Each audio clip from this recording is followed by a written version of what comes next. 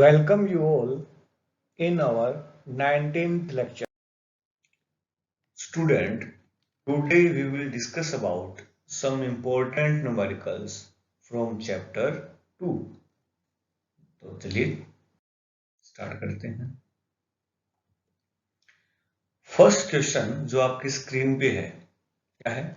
Name the physical quantity whose SI unit is joule per coulomb. Is it a scalar or a vector quantity? Student, you know that joule per coulomb known as volt, and volt is unit of potential, and potential is a scalar quantity. So answer is electric potential. It is a scalar quantity. Number 2, a point charge q जो आपको दिख रहा है यहाँ पे point charge q ये रहा, placed at point O as shown in figure, is the potential difference VA minus VB will be negative, positive or zero in two cases. Number 1, if Q is positive and if Q is negative. तो student हमको पता है कि potential का जो formula होता है वो होता है V is equal to K Q divide by R. ठीक है, K constant, Q source charge की वैल्यू, आर डिस्टेंस है सोर्स चार्ज से जहां हमको पोटेंशियल फाइंड करना है। तो सोर्स चार्ज का पोटेंशियल पॉइंट ए पे होगा के Q divide by R A, और बी पॉइंट पे होगा के Q divide by R B. Difference find करना है V A minus we B. So difference क्या होगा? के क्यू कॉमन आ गया, 1 upon r a minus 1 upon r b. चलिए हम पहले इसको सोल्व कर लेते हैं, 1 upon r a minus 1 upon r b को, कि इसकी वैल्यू पॉजिटिव होगी या नेगेटिव। आप देखिए कि इस डायग्राम के according R A is less than compare to R B. R A की वैल्यू कम है कंपेयर टू आर बी से, तो रेसिप्रोकल क्या होगा? जस्ट उसका अपोजिट हो जाएगा। So 1 upon r A is greater than 1 upon r b. तो कहने का मतलब जो आपको ये दिख रहा था रिलेशन स्टार्टिंग में, इसकी वैल्यू आएगी पॉजिटिव। ठीक है, ये वैल्यू पॉजिटिव आई। अब अगर Q पॉजिटिव होता है तो Q भी पॉजिटिव, K की वैल्यू भी पॉजिटिव, और जो ये डिफरेंस आया था ये भी क्या था? पॉजिटिव। तो पोटेंशियल डिफरेंस की वैल्यू क्या हो जाएगी? पॉजिटिव होगी। अगर Q नेगेटिव होता है यहाँ पे तो ये नेगेटिव और ये पॉजिटिव, आंसर भी क्या आता? नेगेटिव। तो हम कह सकते हैं कि अगर Q पॉजिटिव होता तो इस क्वेश्चन के अकॉर्डिंग VA माइनस VB की वैल्यू पॉजिटिव आती। अगर Q नेगेटिव होता तो VA माइनस VB की वैल्यू नेगेटिव आती। एक थर्ड क्वेश्चन में गिवन है, a test charge Q is moved without acceleration. इसका मतलब कोई भी फोर्स काम नहीं कर रहा उस चार्ज पे। फ्रॉम A टू C, देखिए A से कहां गया वो? C गया। Along the path A to B and then B to C in the electric field E as shown in figure. Charge A से कहां गया? B, B से कहां गया? C. Calculate the potential difference between A and C। आपको A और C के बीच का पोटेंशियल डिफरेंस फाइंड करना था। चलिए सेकंड पॉइंट क्या कह रहा है ये? At which point of the two is the electric potential more and y. चलिए पहले सेकंड का आंसर मैं पहले दे देता हूं यहाँ पे, कि चार्ज कहां से कहां मूव कर रहा है? ए से बी, बी और सी। क्वेश्चन में पूछा है कि ए और सी में से किसका पोटेंशियल ज्यादा होगा और रीजन क्या है उसका। तो आपको पता था कि चार्ज कहां से कहां फ्लो करता है? हाई पोटेंशियल थ्रू लो पोटेंशियल। अब इस केस में चार्ज कहां से कहां फ्लो कर रहा है? फ्रॉम ए टू सी। तो सीधी सी बात है कि पोटेंशियल हाई किसका होगा, ए पॉइंट का। तो ये हमारा आंसर हो जाएगा कि किसका पोटेंशियल ज्यादा होगा, ए पॉइंट का। रीजन क्या है, क्योंकि charge flows from high potential to low potential. अब बात करते हैं फर्स्ट पार्ट की, calculate the potential difference between A and C. देखिए ए और सी का पोटेंशियल फाइंड करने के लिए हम ऐसा भी कर सकते हैं कि पहले पोटेंशियल फाइंड करें ए और बी के बीच का, प्लस पोटेंशियल फाइंड करें बी और सी के बीच का। जैसे यहाँ पे लिखा हुआ है V A minus v c के लिए v A minus we b find कर लिया आपने, plus v b minus v c find किया। ठीक है, चलिए सेकंड हम बात करते हैं, पॉइंट बी और जो सी थे वो सेम डिस्टेंस पे है, इलेक्ट्रिक फील्ड ई था और दोनों की पॉइंट ए से डिस्टेंस भी क्या थी, सेम थी। इसका मतलब दोनों का पोटेंशियल क्या होगा, सेम होगा। तो पोटेंशियल डिफरेंस की वैल्यू क्या होगी, दोनों की सेम होगी, सॉरी जीरो होगी। तो V C minus V A का जो वैल्यू बचेगा वो ओनली बचेगा V A minus we B के equal. V is equal to होता है ई डी, ई का मतलब इलेक्ट्रिक फील्ड और डी का मतलब डिस्टेंस। डिस्टेंस क्या होगी, पॉइंट ए और बी के बीच के ए बी। तो इस डायग्राम के अकॉर्डिंग ट्रायंगल था, तो ट्रायंगल के अकॉर्डिंग ए बी की वैल्यू कितनी आ जाएगी, देखिए ये 5 है, ये 3 है, तो ये 4 होना चाहिए। तो पोटेंशियल डिफरेंस क्या होगा, ए इंटू 4 सेंटीमीटर था, तो कन्वर्ट करेंगे इसको मीटर में, तो आंसर आ जाएगा 0.04 ई। ये हमारे पास आंसर आया इसका। और बी पार्ट आंसर तो आपने पहले बता दिया था कि charge move from high potential to lower potential. अब जो हमारे पास नेक्स्ट क्वेश्चन दिख रहा है वो देखिए, अच्छा क्वेश्चन है ये, 2 या 3 मार्क्स में पूछ सकता है। क्या है question, a small sphere of radius a, देखिए small sphere of radius a given है यहाँ पे,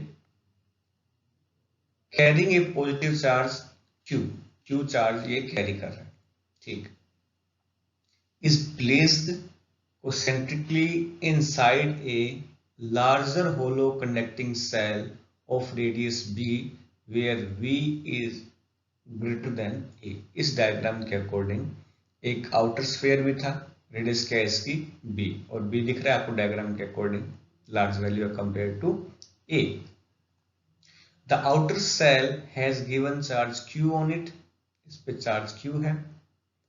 Show that if these spheres are connected by conducting wires, charge will always flow from inner sphere to the outer sphere in respect of magnitude of the two charges। देखिए आपको ये prove करना है कि charge कहां से कहां flow करेगा, इंटरनल या इनर स्फीयर से आउटर स्फीयर के लिए। और चार्ज की मोशन डिसाइड कौन करता है, पोटेंशियल। तो सीधी सी बात है, आपको ये डिफाइन करना पड़ेगा, यहाँ पे ये प्रूफ करना पड़ेगा कि जो इनर स्फीयर था उसका पोटेंशियल क्या होगा, ज्यादा होगा कंपेयर टू आउटर पोटेंशियल। यानी कि डिफरेंस किसका ज्यादा आना चाहिए, inner potential of inner sphere minus potential of outer sphere. चलिए पहले हम बारी बारी से बात करते हैं। ये आपको दिख रहा है सोल्यूशन इसका, ठीक, देखिए the electric potential due to charge q on the outer shell is uniform inside. आपने पढ़ा था कि होलो स्फीयर में इलेक्ट्रिक फील्ड 0 होता है, लेकिन पोटेंशियल क्या होता है, जितना होता है सरफेस पे उतने क्या होता है इनसाइड भी होता है। तो दोनों जो स्फीयर थे दोनों होलो स्फीयर है, तो जो आउटर स्फीयर था उसका होगा पोटेंशियल k यानी कि 1/4 पाई एप्सिलॉन नॉट q, ठीक है। b क्या थी, डिस्टेंस थी सेंटर से उसकी, तो ये पोटेंशियल हो गया इनसाइड किसके, चार्ज q से, ठीक। और जो स्मॉल आपको इनर स्फीयर दिख रहा है यहाँ पे, उसका होगा potential same formula 1/4 pi epsilon not q divide by a। अब इंपॉर्टेंट बात इसमें ये थी कि जो आउटर स्फीयर है अगर इसका आप कंप्लीट निकालें पोटेंशियल, तो इसके अंदर दोनों चार्ज इंक्लूड हैं, स्मॉल q चार्ज भी इंक्लूड था और कैपिटल Q चार्ज भी इंक्लूड था, ठीक है। अगर हम कंप्लीट लें आउटर को, तो फॉर्मूला क्या आएगा, k q plus small q divide by b. तो टोटल पोटेंशियल आउटर स्फीयर पे कितना हो जाएगा, 1/4 pi epsilon naught q b plus 1/4 pi epsilon naught q upon b. इसको चाहे तो कंबाइन करके भी बताया था आपको, कर सकते हैं कि आउटर स्फीयर के लिए टोटल चार्ज की वैल्यू कितनी होगी, small Q plus capital Q और के क्यू डिवाइड बाय आर। अब हम बात करते हैं जो इनर स्फीयर था उस पे पोटेंशियल कितना होगा। अब देखिए इनर स्फीयर का खुद का कितना पोटेंशियल है, जो लिखा हुआ था 1/4 pi epsilon naught q by a, plus due to outer sphere भी कितना पोटेंशियल आया उसका, 1/4 pi epsilon naught q upon b. तो कुल मिला के दोनों का पोटेंशियल आया ये दोनों का पोटेंशियल है, मिला के किस पे आई, इनर स्फीयर पे। अगर आप डिफरेंस फाइंड करें किसका, इनर स्फीयर और आउटर स्फीयर के पोटेंशियल का, तो v A minus we b आपने जब फाइंड किया तो 1/4 pi epsilon naught q a 1a minus 1b। जैसे अभी आपको बताया था कि a स्मॉल है तो उसका 1/a क्या होगा, लार्ज होगा, तो ये वैल्यू क्या आएगी, पॉजिटिव आएगी। अगर ये वैल्यू पॉजिटिव आई इसका मतलब VA की वैल्यू क्या होगी, VB से ज्यादा होगी। इसका मतलब चार्ज कहां से कहां फ्लो करेगा, A स्फीयर से कहां जाएगा, B स्फीयर की तरफ जाएगा, जो आपने यहां पे प्रूव कर दिया है। क्वेश्चन 5 एग्जाम में आया था 3 मार्क्स में, क्या है क्वेश्चन 3 देखते हैं एक बार। Figure shows two identical capacitors C1 and C2 each of 2 microfarad capacitance। इस डायग्राम में एक C1 गिवन है, एक C2 गिवन है, दोनों की कैपेसिटेंस है 2 microfarad, connected to a battery of 5 volt. दोनों को अपने बैटरी से कनेक्ट किया 5 वोल्ट से। Okay, after some time S is left open and dielectric slabs of dielectric constant K is equal to 5 are inserted to fill completely the space between the plates of two capacitors. Number, how will be the charge, and number 2, potential difference between the plates of capacitor be affected after the slab are inserted। Question था कि starting में S close था, ठीक है, तो आपको पता है जब S क्लोज होगा दोनों किस में है, पैरेलल में, दोनों पे पोटेंशियल सेम होगा, तो इस पे भी 5 वोल्ट है, इस पे भी कितना होगा, 5 वोल्ट होगा, ठीक है, दोनों पे क्या रहेगा, पोटेंशियल 5 वोल्ट रहेगा। तो हम चार्ज की वैल्यू भी निकाल सकते हैं, Q is equal to C1, तो 5 × 2 10 माइक्रोफेरेड यहाँ होगा और 10 माइक्रोफेरेड चार्ज यहाँ होगा। जैसे ही आपने इसको ऑन किया, ओपन कर दिया और प्लेस किया डाइलेक्ट्रिक प्लेट्स, तो आपको पता है कि दोनों केस में कैपेसिटेंस हमेशा इंक्रीज होती है, ये आपने पहले पढ़ा था थ्योरी में। लेकिन अगर बैटरी हटा के रखा आपने, इसके लिए तो बैटरी कनेक्टेड थी, तो वोल्टेज क्या रहेगी, सेम रहेगी, कैपेसिटेंस तो बढ़ेगी लेकिन वोल्टेज क्या रहेगी, सेम रहेगी। इसके लिए चार्ज सेम रहेगा लेकिन वोल्टेज वेरी करेगी, ठीक है। चलो इसको सॉल्यूशन करते हैं, हम कैसे करेंगे। जब S कनेक्टेड था तो आपको बताया था कि दोनों पे चार्ज सेम होगा, 2 माइक्रोफैराड चार्ज होगा, निकाल लिया अपने फॉर्मूले से। जैसे ही आपने प्लेस की dielectric plate after opening the switch S, तो आपको पता है कैपेसिटेंस इंक्रीज होगी, नो डाउट, आपको पहले पता था, पढ़ रखा है आपने कि 5 टाइम्स क्या हो जाएगी, कैपेसिटेंस इंक्रीज हो जाएगी, 10 माइक्रोफैराड कैपेसिटेंस होगी। पोटेंशियल सेम रहेगा तो V सेम था, Q इज इक्वल टू क्या, CV, तो चार्ज की वैल्यू क्या होगी, 50 माइक्रोकूलम होगी, कंफर्म। सेकंड कैपेसिटर के लिए क्या हुआ, चार्ज की वैल्यू सेम थी, कितनी, 10 माइक्रोकूलम, कैपेसिटेंस इंक्रीज हो गई, कैपेसिटेंस कितनी होगी अब, 10 माइक्रोफैराड, तो वोल्टेज क्या होगी, रिड्यूस हो जाएगी, 10/10 कितना, 1 वोल्ट। ये भी एक अच्छा क्वेश्चन है। Two identical parallel plate capacitor C1 and C2 have capacitance C each। ये आपको दो डिफरेंट डायग्राम दिख रहे हैं यहाँ पे, दोनों की कैपेसिटेंस कितनी है, C है। चलिए, the space between their plate is now filled with dielectric as shown. If the capacitors still have equal capacitance, obtain the relation between dielectric constant K, K1 and K2. चलिए, दोनों की capacitance same है, चलो हम कैसे करेंगे। अब यहां देखिए, कैपेसिटर C1 दिख रहा है आपको, इसका लेंथ कितना है, इसका L, और डिस्टेंस बिटवीन प्लेट्स कितनी है इसकी, D, ठीक। After inserting the dielectric medium the capacitance C1 and C2, C1 की वैल्यू कितनी होगी, K टाइम्स इंक्रीज हो जाएगी, सही पता है आपको, क्योंकि जितना आप मीडियम फिल करेंगे पूरी प्लेट में उतना टाइम्स कैपेसिटेंस इंक्रीज होगी। अगर हम इसकी बात करें कैपेसिटर C की, आप यहां देखिए, इसको आपने दो पार्ट में डिवाइड किया, L/2, L/2, तो कहने का मतलब इसका एरिया हाफ हो जाएगा। तो C2 की कैपेसिटेंस दो पार्ट में डिवाइड हो जाएगी, एक पार्ट में होगी A/2, क्योंकि एरिया हाफ हो गया तो A/2 epsilon not K1 divide by D, और ऐसे ही जो सेकंड कैपेसिटर था उसकी कैपेसिटेंस होगी A/2 epsilon not K2 divide by D। अब यहां देखिए, जो कैपेसिटर आपको दिख रहा है ये वाला और ये वाला, दोनों की प्लेट का कनेक्शन एक पॉइंट से है। सिमिलरली इस प्लेट का और इस प्लेट का कनेक्शन भी क्या है, एक पॉइंट से है। दोनों किस में होंगे, पैरेलल होंगे। पैरेलल होते हैं तो रिजल्टेंट कैपेसिटेंस क्या होती है, C = C1 + C2, तो C2 की रिजल्टेंट कैपेसिटेंस क्या आ जाएगी, दोनों का सम आएगा।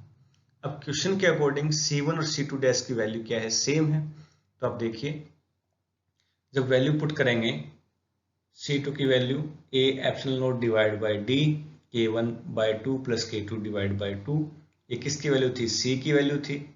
तो इस इक्वेशन में जब पुट करेंगे दोनों आप, तो K की वैल्यू आ जाएगी K1 + K2 डिवाइड बाय 2। चलिए क्वेश्चन रीड करते हैं, आगे वाला क्या कह रहा है। Figure shows A sheet of aluminium foil, जो आपको यहां पे दिख रही है, of negligible thickness placed between the plates of a capacitor. How will its capacitance be affected if foil is electrically insulated and foil is connected to the upper plate of the conducting wire? चलिए, अगर हम ये assume करें कि plate क्या है, ये insulated है, तो इस कैपेसिटर के दो पार्ट हो जाएंगे, पार्ट 1 ये और पार्ट 2 ये। कैपेसिटर में क्या डिफरेंस आया, ओनली जो डिस्टेंस बिटवीन प्लेट्स थी वो पहले की हाफ हो गई। तो फर्स्ट कैपेसिटर के लिए फॉर्मूला क्या बनेगा, A, क्योंकि एरिया चेंज हुआ नहीं, epsilon not divide by D/2, और जब D/2 करेंगे तो आपको पता है कि A epsilon not divide by D/2 करेंगे तो कैपेसिटेंस क्या आ जाएगी, कह सकते हैं 2C हो जाएगी, इनिशियल जो भी थी उसकी डबल हो जाएगी, डबल इसकी डबल इसकी। चलिए, दोनों किस में कनेक्टेड हैं, सीरीज में, दोनों देखिए किस में कनेक्टेड होंगे, सीरीज में, और सीरीज में फॉर्मूला क्या होता है, 1/C1 + 1/C2, जिसको आप कह सकते हैं C1C2 divide by C1 + C2। तो जब आप इसको सोल्व करेंगे तो कैपेसिटेंस फिर कितनी आ जाएगी, C आ जाएगी, इसका मतलब कैपेसिटेंस पे कोई इफेक्ट नहीं पड़ेगा। फिर सेकंड पार्ट कह रहा है कि अगर फॉइल को हम किससे कनेक्ट कर दें, इससे, अपर प्लेट से, इसका मतलब ये कैपेसिटर एक ग्राउंडेड हो जाएगा, ये कैपेसिटर की कैपेसिटेंस इफेक्टिव नहीं रहेगी। तो ओनली कितना बचेगा हमारे पास, ये वाला पार्ट बचेगा। तो कैपेसिटेंस कितनी होगी इसकी, पहले पढ़ा था आपने कि इस इतने से पार्ट की कैपेसिटेंस क्या हो जाएगी, इनिशियल की ट्वाइस हो जाएगी। तो आंसर क्या आएगा इसका, 2C। Next question is that network of 4 capacitor each of 12 microfarad capacitance is connected to a 500 volt supply as shown in the figure। Figure में लिख रहा है कि 500 वोल्ट से आपने इस सर्किट को कंप्लीट कर रखा है, ठीक है। Determine equivalent capacitance of the network. अब देखिए कि ये और ये तीनों किस में है, सीरीज में है। सीरीज का फॉर्मूला क्या होता है, 1/C1 + 1/C2 + 1/C3।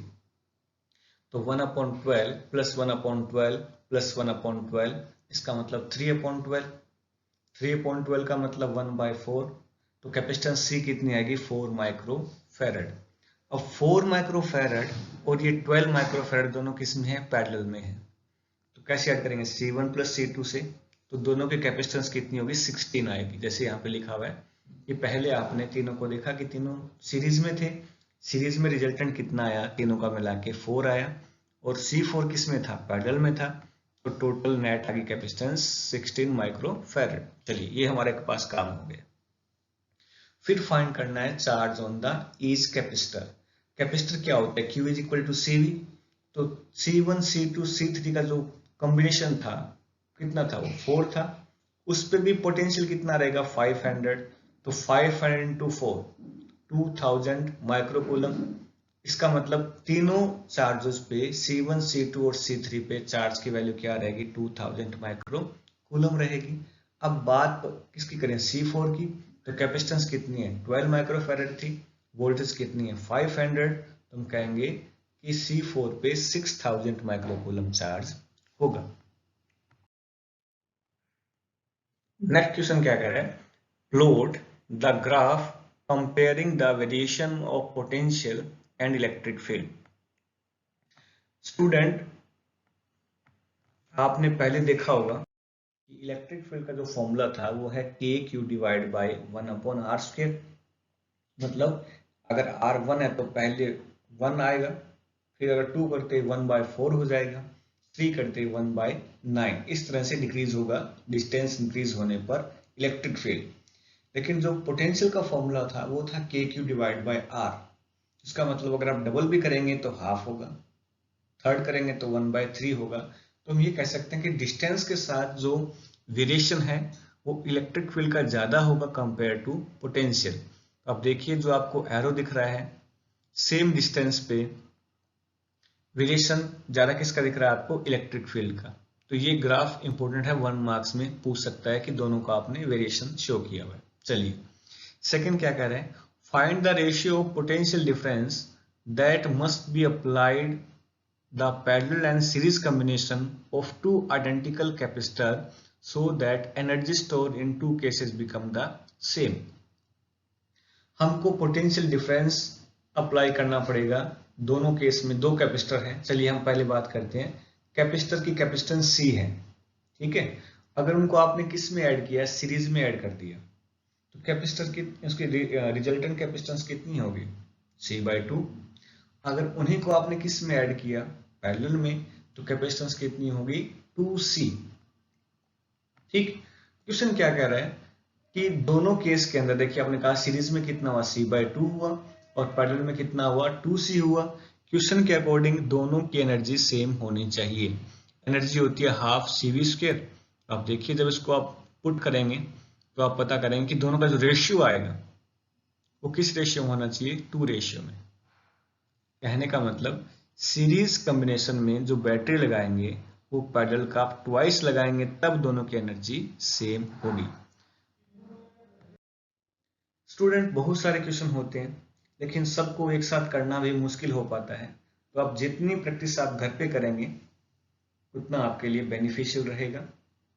आज के लिए इतना ही, नेक्स्ट हम चैप्टर 3 स्टडी करेंगे, current electricity. Please like, share and subscribe. Thank you.